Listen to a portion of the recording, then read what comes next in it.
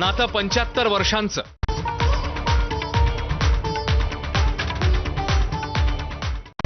Headlines brought to you by Chitale बंधू.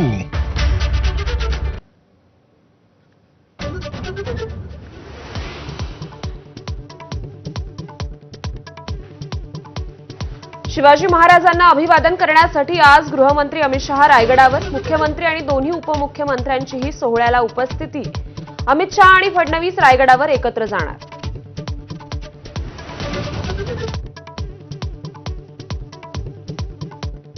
केंद्रीय गृहमंत्री अमित शहांची उपमुख्यमंत्री एकनाथ शिंदेंनी काल पुण्यात भेट घेतली. राज्यातल्या विविध विषयांवर चर्चा. रायगड आणि नाशिकच्या पालकमंत्री पदाचा तिढा सुटणार का याची उत्सुकता.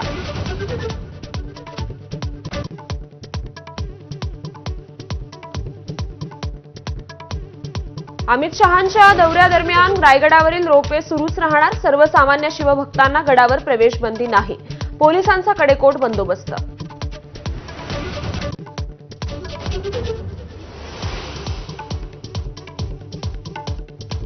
मुंबईत रखडलेल्या 68 झोपडपट्टी पुनर्विकास योजना मार्गी लावण्याची जबाबदारी बीएमसीवर. 50,000 झोपड्यांच्या पुनर्वसनाला गती मिळणार.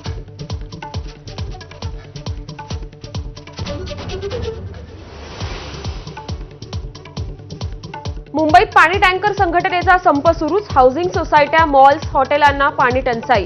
चंद्रकांत पाटलांशी झालेल्या बैठकीत तोडगा नाहीच.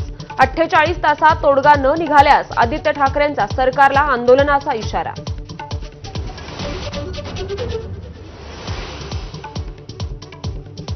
साताऱ्यात आज शरद पवार, अजित पवार एकाच बैठकीला उपस्थित राहणार. रयत शिक्षण संस्थेच्या बैठकीला काका पुतळे राहणार उपस्थित.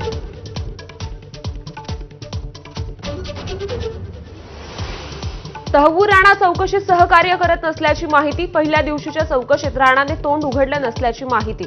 आजारपणाचं कारण देत चौकशी टाळण्याचा प्रयत्न.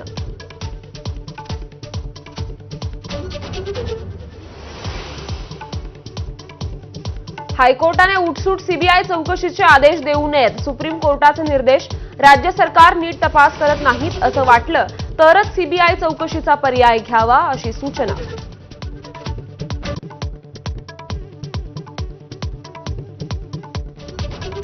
शेतकरी कर्जमाफीच्या मुद्द्यावरून राज्यभरात प्रहारचे कार्यकर्ते आक्रमक. कृषी मंत्री कोकाटेंच्या भेटीला गेलेल्या बच्चू कडूंना सिन्नरमध्ये रोखलं. येत्या 18 एप्रिलला बैठक घेणार. कोकाटेंची कडूंशी फोनवरून चर्चा.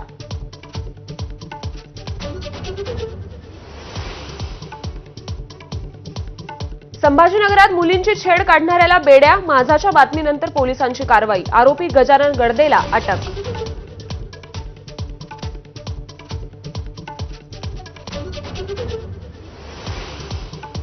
देशभरात हनुमान जयंतीचा उत्साह. हनुमंताचं जन्मस्थळ नाशिक जिल्ह्यातील अंजनेरी इथे भाविकांची गर्दी.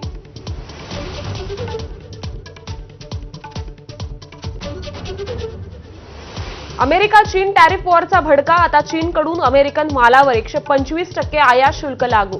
ट्रम्प यांच्या धमक्यांना विरोध करा. जिनपिंग यांचं युरोपियन महासंघाला आवाहन.